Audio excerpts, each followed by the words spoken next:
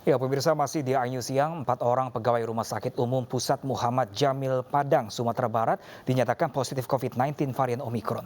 Pihak rumah sakit pun menyiapkan ruang isolasi untuk menampung lonjakan pasien COVID-19.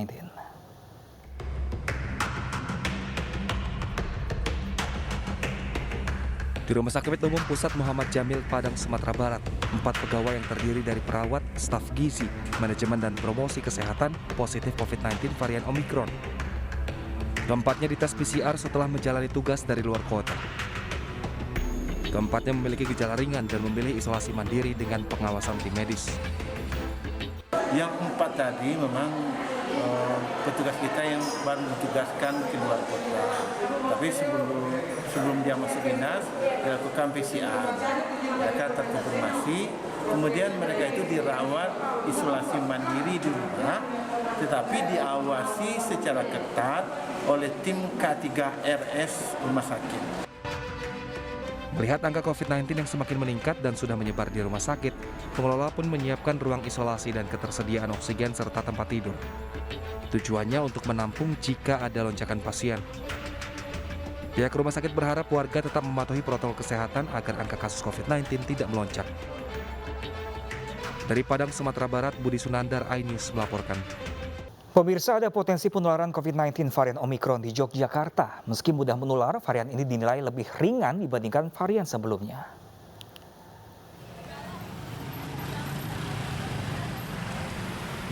Gubernur Daerah Istimewa Yogyakarta, Sri Sultan Hamengkubuwono X, belum mendapat laporan resmi adanya warga yang terpapar COVID-19 varian Omikron di Yogyakarta. Diketahui hingga kini uji laboratorium masih dilakukan untuk mendeteksi varian Omikron tersebut. Meski mudah menular, namun varian Omikron dinilai lebih ringan dibanding varian sebelumnya seperti Delta. Terkait hal tersebut, Sri Sultan meminta masyarakat tidak perlu khawatir berlebihan. Mungkin ya, tapi saya belum dapat report karena perlu waktu.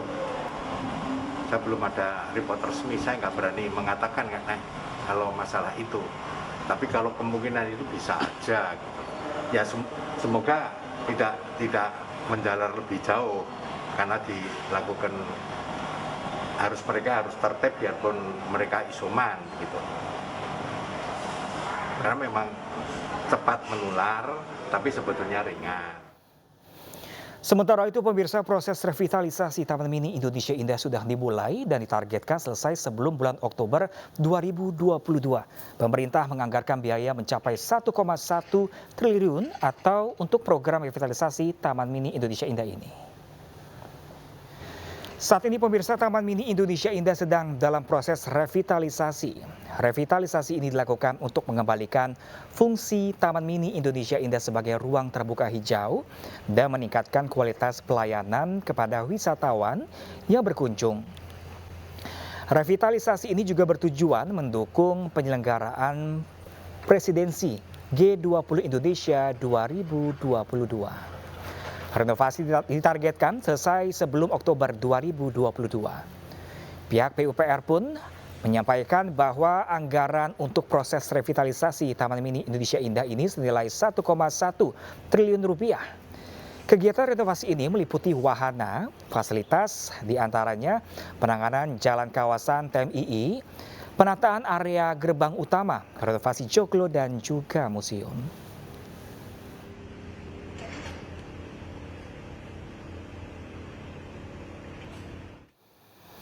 Lalu pemirsa, bagaimanakah pantauan di Taman Mini Indonesia Indah dan kawasan Ancol? Kita bergabung dengan rekan kami Yasmin Atania di Taman Mini atau Taman Legenda Keong Mas Taman Mini Indonesia Indah Jakarta Timur dan rekan Vicky Rian di kawasan Ancol Jakarta Utara.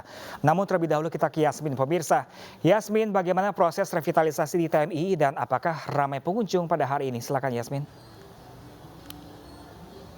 Ya, selamat siang Pram dan juga pemirsa. Memang betul bahwa saat ini Taman Mini Indonesia Indah ini sedang dalam proses revitalisasi dan ditargetkan akan rampung pada sebelum Oktober 2022 mendatang guna untuk menunjang ini terkait mendukung penyelenggaraan presidensi G20 Indonesia tahun 2020.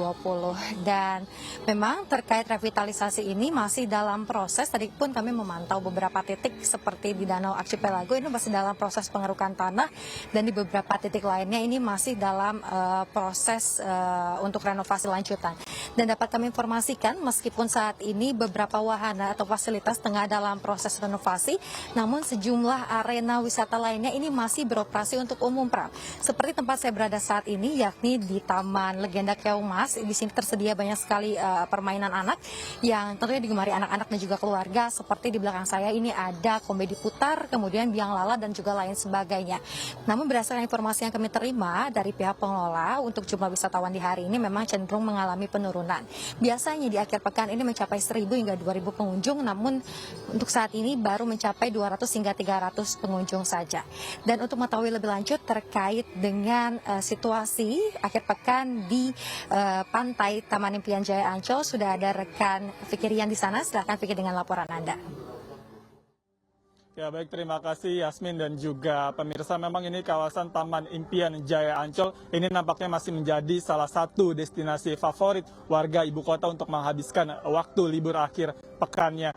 Memang meski saat ini masih dalam kondisi pandemi, terlebih memang kasus positif COVID-19 ini tengah mengalami tren peningkatan, namun antusiasme warga untuk berlibur di kawasan wisata Ancol ini terbilang masih cukup tinggi. Berdasarkan data yang kami lihat dari aplikasi Peduli Lindungi, setidaknya hingga saat ini sudah lebih dari 5.000 pengunjung yang berada di kawasan wisata Ancol. Nah, bicara penerapan protokol kesehatan, memang ini kami melihat sudah cukup baik, di mana memang tidak semua pengunjung ini dapat diizinkan untuk masuk ke kawasan Ancol. Hanya mereka yang sudah divaksin minimal dosis pertama yang boleh masuk. Selain itu, status warna hijau di aplikasi Peduli Lindungi ini juga menjadi salah satu syarat yang harus dipenuhi oleh setiap pengunjung yang ingin berwisata ke Ancol. Kembali ke Pram Studio. Baik, terima kasih banyak Vicky Rian dan Yasmin Atania. Selama berakhir pekan, namun tetap dijaga prokesnya dengan kata terima kasih dan selamat bertugas kembali. Partai Perindo menggelar Rakernas 2022, konsolidasi dan optimalisasi struktur menuju pemilu 2021. Ketua Umum Partai Perindo, Haritanu Sudibyo, akan membuka Rakernas yang diselenggarakan selama 3 hari ke depan. Dan kita langsung menuju ke kawasan Lido di Sukabumi, Jawa Barat, pemirsa, bersama dengan rekan kami Mahathir Muhammad. Halo, selamat siang Mahathir. Apa saja agenda Partai Perindo pada Rakernas 2022 ini? Kepada Bapak Hari, kami persilakan.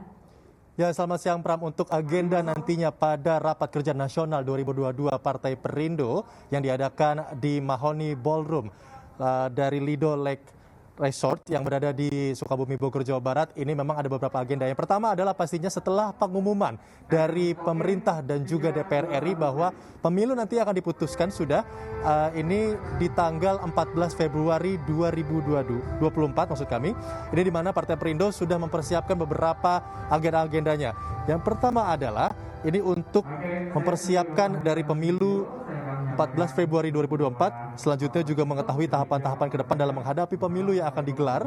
Dan untuk pastinya di acara Rapat Kerja Nasional Partai Perindo 2002 ini, nantinya untuk mempersatukan visi, misi, dan juga pandangan ke depan bagaimana Partai Perindo harus mencapai suara setinggi-tingginya pada tanggal 14 Februari 2024, yaitu saat pemilu, yaitu pesta rakyat yang pasti kita tunggu di tahun 2024 nanti.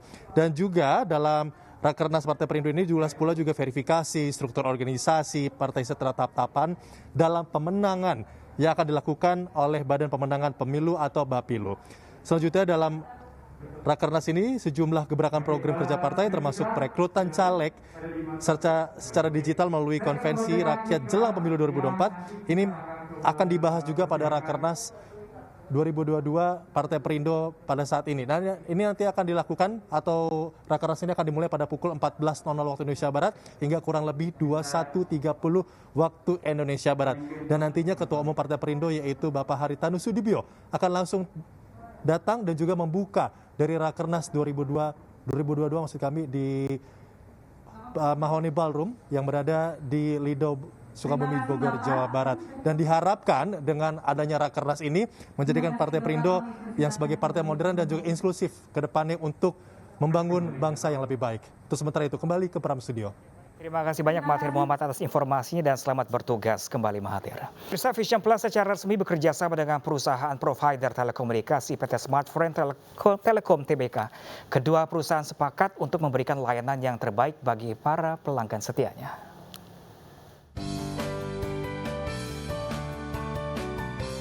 Penandatanganan MOU menjadi awal dimulainya kerjasama antara Vision Plus dengan PT Smartfren Telekom Tbk. Kerjasama terkait akses konten premium ini dinilai akan menguntungkan pelanggan perusahaan. Saya harap kalau Smartfren bisa memberi fasilitas yang luas dan terjangkau untuk menonton tayangan Vision Plus kepada seluruh masyarakat Indonesia, terutama untuk pelanggan Smartfren. Dan dari kerjasama ini juga memberikan exposure kepada Vision Plus sendiri, karena otomatis ya kita akan tap into Smartfren punya target audience. Dengan adanya Vision Plus ini yang diberikan nanti secara gratis kepada seluruh pelanggannya Smartfren. Ya, jadi ini mereka mendapat gratis ya. Jadi punya channel TV sendiri di handphonenya. Ya, punya channel video sendiri di handphonenya. Untuk mendapatkan akses eksklusif untuk konten-konten video serta channel unggulan Vision Plus, pelanggan Smartfren cukup download aplikasi Vision Plus dan memasukkan nomor Smartfren miliknya. Para pelanggan Smartfren akan memiliki hak siar khusus untuk berbagai kompetisi olahraga. Salah satunya Badminton World Federation yang dapat disaksikan secara eksklusif di platform streaming milik MNC Group ini. Dari Jakarta, Steven Patinama, Abdul Rashid melaporkan.